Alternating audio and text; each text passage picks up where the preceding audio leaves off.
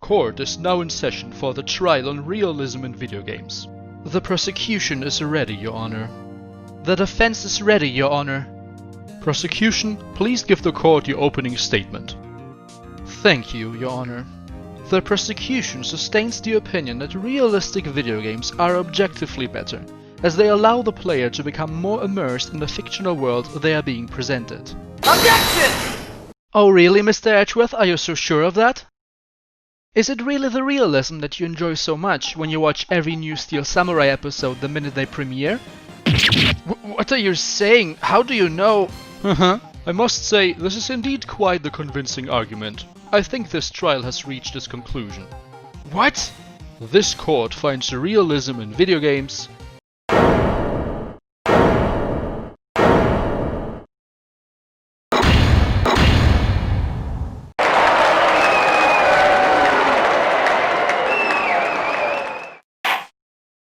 Alright, it's probably not that simple, but there's an interesting discussion to be held there, isn't it?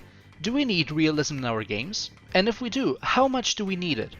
What the prosecution said in their opening statement, and totally not me with my non-existent voice acting skills, is something that many people actually defend. Obviously, The Last of Us Part 2 is great because every character looks so real. Obviously, Gran Turismo is amazing when you can feel the effect of wet tracks and rainy weather. Obviously, Red Dead Redemption 2 is the ultimate game because horse testicles really shrink when it's cold. Man, this is such an easy joke. Now, I'm not denying that all of these are enriching, or at least fun details that contribute to deliver a fuller experience. But when you give it some thought, you'll quickly notice that realism will not enhance your game by default. Heck, this isn't even true for any artistic medium. A few weeks ago, this tweet went viral, where someone pretty much said that Van Gogh's art style doesn't have any worth against someone who paints more realistically. But do we only enjoy paintings if they look as close as possible to photographs? Around the same time I was watching a German YouTube show where they debate all things movies, and one of the contestants made the argument that unrealistic phone calls were the worst cliché in films. But is that really true? Do we really want to hear fully realistic phone calls in movies? Or for that matter, any fully realistic dialogue at all? Shut up! Shut up! Shut up! These two examples are closely related to the two things that we usually criticize the most in video games: visual realism with the graphics and narrative realism. Throughout history, the graphics in video games have been prominently linked with the technological progress, and for a long time, Whoa, nice graphic! Was the main argument to get excited for new games. Things were evolving pretty fast back then, and of course, when you could go from this to this in only 7 years, you would freak out about the new possibilities and how much more real games look. For the same time span in the last decade, we went from this to this. And sure, The Last of Us Part 2 looks incredible, and when you compare them directly, definitely much better than the first game on PS3. But any way you see it, it's just not as much of a quantum leap as it was before. And yet, even today, the big selling point oftentimes still is, we are bigger and better and our numbers are bigger and better too. And I'm like, yeah sure, sadly your other numbers are bigger too. And when you go online and see the heated discussions from some gamers who seem to base their entire existence on which multi-billion company foot soldier they are, you can't help but wonder if they have PTSD from the great console wars or something. Kill every last one of them! But we are at a moment where even many people who work with games all the time can barely tell the difference between 1080p and 4K. And honestly, whenever we aren't making another real-life setting action adventure or shooty shooter, we should put much more work into a great art style. You all probably know the story of how everyone hated the Wind Waker announcement because they wanted the most realistic and darkest Zelda to date after the jump to 3D with Ocarina of Time. And then they got this adorable dork. Later on, Twilight Princess delivered exactly on those expectations people had. But now many will agree that the original Wind Waker aged much better and like it more from a stylistic perspective. Generally, a good art style helps video games turn so much easier into all-time classics. Now, the narrative in video games is actually in a very similar situation. In the old days, all you could do with your technical resources was a little text on screen and whatever animation you could manage with a few pixels you had. Nowadays, we have full-blown high-definition cutscenes that look like they could come straight out of a real movie.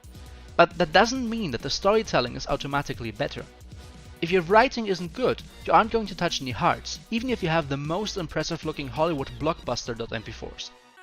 But the circumstances are even more complicated in video games, because ideally, the narrative should not only be good to read or to watch, but also good to play. For example, the mainline Ace Attorney games have you playing as a defense lawyer trying to get the client pronounced not guilty, and in theory, there's not a single reason why you should be interested in this game after I tell you this.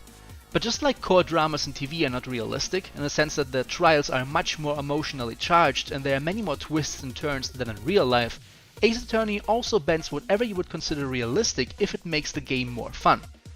You get a super quirky cast of characters, sometimes very elaborate and almost comically convoluted crimes to uncover, but most importantly, the narrative is adapted to the gaming experience at a mechanical level. The developers cleverly identified that the most satisfying part of playing Ace Attorney is finding contradictions and untangling the mysteries of the cases. Real-life court trials often stretch over various sessions for months or even years until a verdict is pronounced. But in Ace Attorney, all trials last 3 days max, concentrating the excitement of the murder cases to a continuous loop of investigation, breakthrough, witness examination, breakthrough, and so on. And these games go even further by granting some of the protagonists what are effectively magic powers that introduce new mechanics to uncover the truth. They are built into the story so that they fit in with how the Ace Attorney universe works, for the most part, and they diversify the player experience, emphasizing on what is fun to play rather than what is realistic. You might argue that video games usually have to depart further from reality than TV shows or movies, which we consume more passively, because the continuous interaction with games needs to be fun too. And yet, despite everything we've said until now, we still cannot underestimate the value of realism when developing a game. The prosecution with the try-hard sexy voice in the opening skit made a good point about why realism matters. Players become more immersed. The key word here is immersion. In 2013, an interesting article on game design was published by Daniel Wilcox-Natepchuk, I hope I pronounced it right, which explored the confusion between realism and immersion of the player in video games, and what factors contribute to a positive gaming experience in that regard. Essentially, he argues that when you start looking into what it is about realism that makes games better, you will quickly come to the conclusion that what we are actually looking for is the immersion of the player. What we have to do then is to ask ourselves what it exactly means to become immersed in a game. When you think about maximum immersion, maybe the first image that comes to your mind is virtual reality technology. And fair enough, the interface through which you experience games in virtual reality is such that your senses are as limited to the in-game world as possible, especially your vision, while at the same time your interactions with the game world supposedly emulate the way you would interact with the real world. But then, what is it about games like Undertale that were made in something as simple as RPG Maker and still fully immersed millions of players who had a very heartfelt experience? There are many different aspects that will determine if a game manages immersion, and they vary depending on the genre and focus of the game. But I think we can highlight two general factors that are valid for all of them: player expectations and coherence. Simulation games like the Microsoft Flight Simulator are arguably among the most realistic gaming experiences, specifically designed to bring real-life locations and adventures that are out of your reach right into your home. But for many people, the immersion in these games is zero, because they simply aren't interested in simulation games. The genre bores them, and nothing captivates them for an immersive experience. And those same people might play something like Shovel Knight, and they can abstract what they see on the screen and project themselves into the game world, despite it looking absolutely nothing like real life, and still become truly immersed. So I think we can say that player expectations come in two layers. First, what is it that the player wants from a game? And second, can this specific game deliver on those expectations? Of course, our expectations are influenced all the time by absolutely every piece of information that we process. The marketing of the game, the recommendations of friends, and even personal circumstances in life while you are involved with the game. I'm sure many of you felt like you couldn't get invested in a game at some point in your life because you just weren't in the right mood for it, and later again you gave it another try and then you really enjoyed it. Or other times when someone told you that you really need to play this one game with an amazing twist, and then you just found yourself expecting the unexpected the whole time, and it didn't feel that special anymore because you knew that something like that would happen. An immeasurable number of variables determine the player expectations, and game developers and publishers can only do their best with the tools they have, trying to set the expectations right with the way they present and announce things and to which audience at what time. However, there's one player expectation that is universal, and that is fully under the control of the people who make the game, and that is coherence. Nothing takes you out of the immersive experience of a game more than when coherence is suddenly broken. Let's take a banal example from Final Fantasy VII Remake. Everything in this game indicates that objects have a certain physicality that mimics the real world to a certain point. So when I see these boxes here, with the way they are presented and in the context of the game, I expect them to behave like metal crates, with a certain weight to them, and oh, it's cardboard. I mean, yeah, of course, the characters also hack away at their enemies like they weigh nothing, but the context already tells me that these are essentially superhumans, and there's still a lot of impact to the way the combat feels. And let's be honest, the most unrealistic thing about Final Fantasy VII Remake anyway is how ridiculously attractive everyone is. Something that is very important to the coherence is the game flow. Sometimes the developers might want to break the objective coherence of the game intentionally to create a certain effect, like a sudden change in the graphics or in the gameplay style. But absolutely everything that we have been talking about so far, the graphics, the art style, the narrative and the player expectations, factor into this flow. If a sudden change in the graphics of a game is coherent with the narrative, for example, then the player might perceive the full package as subjectively coherent. And that is really what's most important. The Yakuza games are mainly 3D brawlers, but you also get management minigames or rhythm game sections, and for the most part they all fit in perfectly into the zany, over-the-top hyper-Japanese world of Yakuza. The art style of the game will also affect the player's expectations of what is coherent for that specific game world a lot. If you show me a realistic looking environment with destroyable objects, I will raise an eyebrow when I cannot damage a damn tree whatsoever. But in very stylized games, I will probably accept your made up rules much quicker. And just because one game looks more realistic than the other, it doesn't mean that I don't get more immersed in the experience. We can take all of the aspects we've discussed so far and apply them together to one single example. Recently I played BioShock on PS4 for the first time, and I liked it.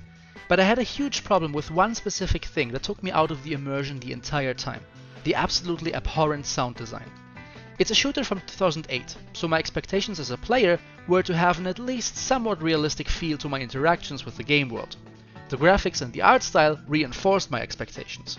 While BioShock is still a bit stylized and definitely not among the hyper-realistic shooty shooters, and its narrative also slightly drifts into comic book-like territory for me, it still presents a plot with real human conflicts and real human-looking or resembling characters.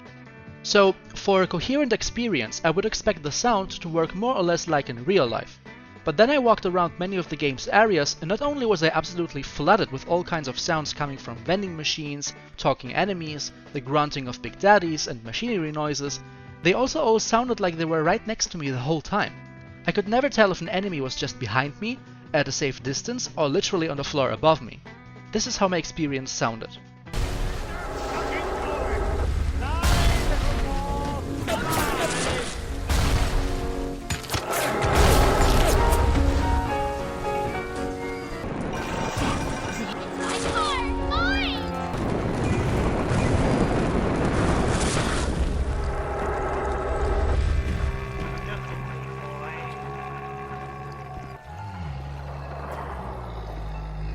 Oof. And this lack of coherence interrupted my game flow. Whenever I was overloaded with noise coming from everywhere, I would prioritize eliminating the sources just so they shut up, instead of acting accordingly to the in-game context. I just didn't feel immersed. This is a clear example where slightly more realism would have done wonders for my immersion as a player, and it would have improved my time with the game immensely. As I said, we cannot just completely dismiss realism. Sometimes it's the little things that keep you immersed, like seeing actual bullet holes in the walls during a shootout, or objects like glass or ropes with proper real-life physics. But at that point, we also have to ask ourselves, is it worth it?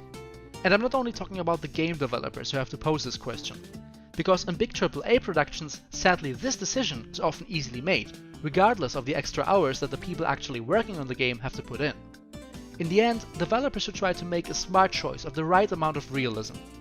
It will depend on what kind of game it is, what the hook of the gameplay is, but the player experience should always come first, and more realism should only be implemented if it substantially enhances that experience. Oftentimes, the development resources will be better put to use by fine-tuning gameplay aspects instead of trying to make the game more realistic. But I also think that we, as players, should think really hard about what we actually want in our games, and at what cost. and carefully consider what message we send to the big companies and especially the little studios behind the games we love so much when we express ourselves online. Because after all, the ones who make these games are also real-life people. Hey everyone! While this was more of a general topic, in the last video I talked about the unique storytelling in the Zero Escape series, which you can see right here on the screen. You might want to check it out. Please leave any feedback or your thoughts in the comments, like this video and subscribe to my channel for more future content. Thank you so much for watching, and I hope to see you soon.